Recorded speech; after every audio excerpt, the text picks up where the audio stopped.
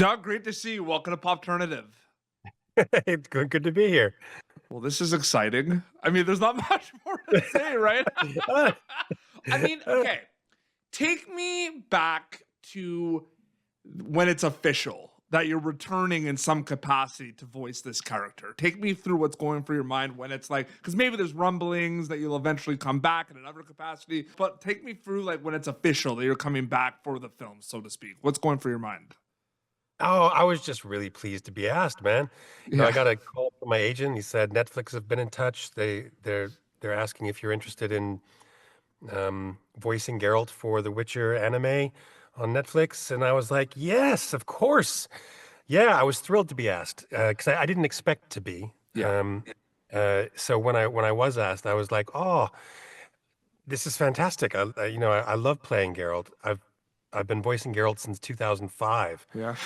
So, I love him. So yeah, it was an instant yes. Yes, I'll do it. Yes, I'll do it. Of course I'll do it. I love Geralt. So this might be this 50-50 with this question because you might say no, not at all, or maybe there's a good answer here, but I'm gonna shoot my shot. You know what I mean? Did it feel at times with this movie, with Sirens of the Deep, with Geralt, did it feel some like voicing like a different character at times compared to the video games, or did it just feel like you just picked up where you left off? No, it was very much a case of um, I wasn't asked to do anything different from what I've done before as Geralt, so I just brought my Geralt to the table Yeah. and just enjoyed being there again, you know? Absolutely. It's interesting too to think about the fact that there's like people like, do marathons of a lot of different content, right? We've seen a lot of like TV shows become films, other way around. We've seen a lot of that, right? And The Witcher is such a big world. It's exciting to think about the fact now that like once this drops on Netflix, maybe people can just spend their day playing the Witcher video games, like preparing themselves, and then go to the movie, like the movie on Netflix. Do you think about that at all? That's kind of crazy, right? Where there's all these kind of like synergies with like Witcher content. I think about that a lot. I'm wondering if you think about that sometimes. I do, yeah, of course. I think about it in different ways. Um, what I love about the anime is that I was saying this to my wife just a few days ago because we were watching the show, and I said, what's really wonderful. This anime has the potential and may well bring people who haven't explored the Witcher universe yet. May Yeah. bring them into the fold. It may garner interest from people who just haven't. I mean, I think everybody's clocked The Witcher in one way or another, but Yeah. they may not have played the game, they may not have watched the TV show, they may not have read the books, but they may be anime fans. They may be people who love anime, and this may bring them in. And Mhm. that's great because they all complement each other. The show, Yes. the anime, the books, the games, they all complement each other. They're all very different and they all stand alone in their own, you know, silos or whatever you want to call it. But, they all complement each other. So They this is just do. another thing for people to consume and to be introduced to the Witcher universe, which is a fantastic universe to explore. What was the mindset and preparation like returning to voice Geralt for a film versus a video game? I know with video games, sometimes it's kind of a lengthier process because there's a lot of different things and maybe more dialogue. Like, what was it like with this film compared to the video games for you specifically, like preparation wise? Well, preparation wise, not much really, because like I said before, I really just had to bring my version of For Geralt sure. But maybe there's more to the dialogue in table. the video games compared to this. Like, you know what I mean? There's like maybe I'm just wondering in that capacity, right? Well, yeah, yeah, definitely. I mean, the Yeah. games took a lot longer to record Yes. than the anime did. Yeah. But perhaps the thing that was most different is that I had already read the short story that the anime was being based on. Yeah. So I was already familiar with the story that was going to be told. With the games, I discover the story as we record it. Yeah. But with this, I went in knowing this is the story that we're recording. Yeah. So that was different. That's interesting. It's interesting to think about it because, with voice acting, there's a lot of things that people, think they know about and don't think they like. I feel like it's interesting, right? Because like the process I hear can be very lengthy with video games. So that's why I kind of asked that question, because there's a lot, you know what I mean? But I was wondering as well, maybe because I asked, about this for live action. So I'm wondering for voice acting, were you ever like conscious of the audience member like playing the video games or like watching the film while you were kind of making it, so to speak? Like, do you ever think about that, or are you just kind of in the zone? You're gonna voice Geralt? Like, I'm just curious about that. Are you ever conscious of the audience member during the process of creating something, or does that kind of happen once you wrap the project? On stage, I definitely am. Yeah. You have to be. But no, I'm not. I try to be present in the character in that moment. That's what most actors do. Yeah. But I suppose I could say that in a sense I'm always aware of the audience, because I'm always self-directing a little bit. Making sure I say the right words in the right order,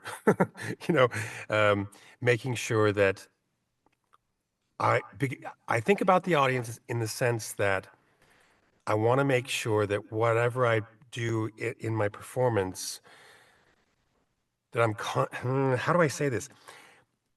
I'm aware of them in the sense that I want to communicate what I want to communicate, not something else.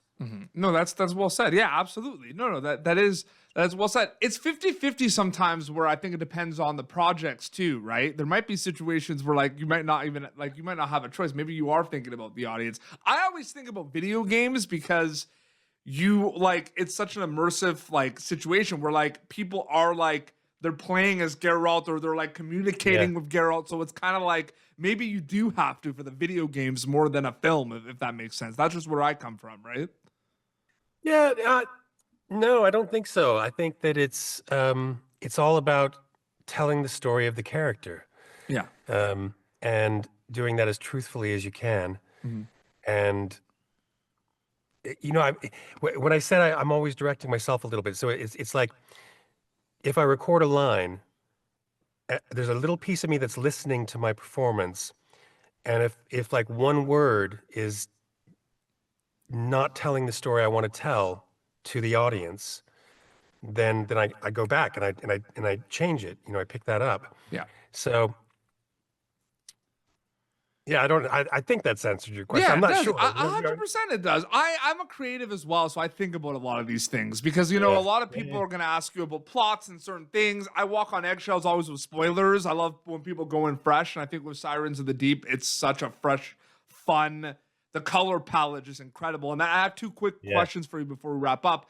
With that first one, I kind of want to know, like, that's something that popped up for me watching this film, was how the colors of this of this film and everything. Was there anything specifically you enjoyed element wise, whether it was with kind of the scripts or just seeing certain things about this film specifically that stands out? Well, I mean, I've never been in an anime before, so that was fun. For me, a great challenge in doing this show was actually learning how to speak Merspeak. Now, I don't think that's too much of a spoiler, because if you know what the show's about and if you've seen the trailer, then you know that there's merpeople. Yep. So trying to speak Merspeak, which is a very musical language, as Geralt of Rivia was really hard. That is interesting. And then that's a perfect segue to my last question before we wrap up, actually. It's almost like you knew I was going to ask this. What were the biggest kind of, because like whether you've worked on a Witcher project one time or thousands of times, or whether it's just even just in general projects, you're always going to learn something new, right? Like live action or anything. So like what were some learning experiences for you with Geralt or with The Witcher working on Sirens of the Deep? Like what were like a big learning experience, whether about the show or just like in general, or about the world? Learning experience. Actually, I have to go back to the Merspeak on that, because it was a challenge. And I love languages. Yeah. I don't speak any other languages fluently, but I've dabbled in Turkish. I speak a bit of German, a bit of Spanish. I've tried a little bit of French, I just love how languages work. Yep. Um, so, Geralt in the games, I think a couple times in the games he speaks Elvish, Yep. but not much at all. So in this, I had to speak, whole sentences and have whole conversations in Merspeak, Yeah. and I found that just fascinating and Yeah. wonderful. Not exactly life changing or anything like that, but just really, really interesting, really fun. Yeah, absolutely. And The Witcher Sirens of the Deep launches on Netflix February 11th, so I can't wait for people to check it out. Doug, it was an honor and privilege to speak with you. Thank you so much for your time. Likewise, thanks. Bye. Thank you for tuning in to Popternative.